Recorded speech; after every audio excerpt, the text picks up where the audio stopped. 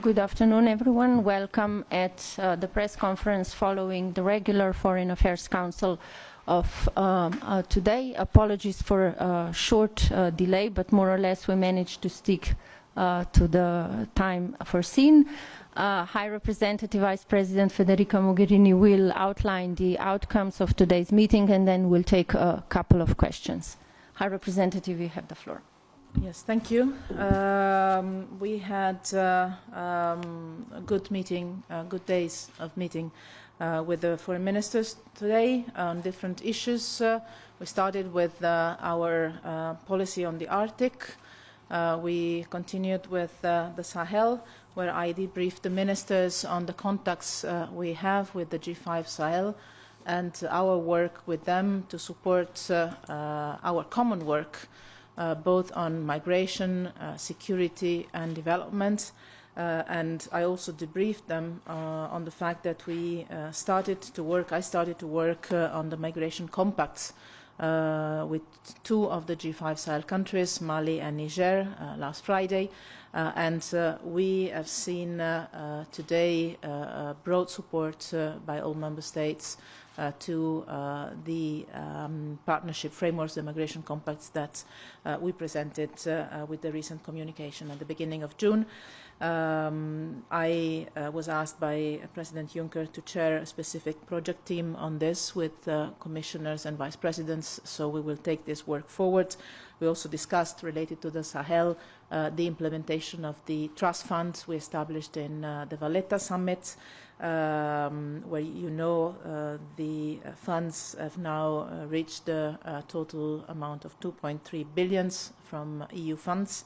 And we have started to finance projects already for the Sahel only. It's about 530 million euros of projects that are already funded and ongoing in the area. And obviously to that is to be added the work we do with the Horn of Africa and with other countries of origin and transit. We then continued with the point on the former Yugoslav Republic of Macedonia, where it is very clear unity of member states in the need to have the country's political leadership engaging in an open dialogue, implementation of the 2015 Prištino agreement and creating the conditions for credible elections, develop rule of law, support the work of the special prosecutor and implement the urgent reform priorities. We continued over lunch with the Middle East peace process.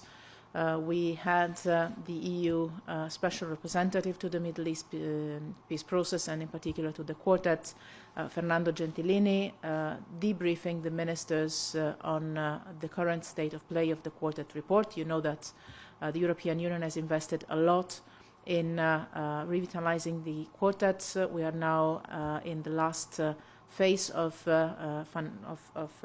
preparation of this report that will include also important recommendations to the parties, and the member states shared the views that were presented to them, the basic content of the report as it stands now, and expressed the wish to see it published in the coming days, and to engage with the parties, in particular with Palestinians and the Israelis and their leaderships on the basis of that report. I will discuss this further later this week with President Abbas and President Rivlin, that will visit Brussels later this week. We had also a point on the visa liberalization in the context of EU-Georgia relations, where it was clear from all member states that there is no doubt that Georgia fulfilled all the benchmarks, and so obviously this is now in the hands of the Dutch presidency to put it on the agenda of one of the forthcoming Corepers, but there was a clear recognition from all member states on the fact that Georgia has done an incredibly good work, and that this deserves to be recognized as soon as possible.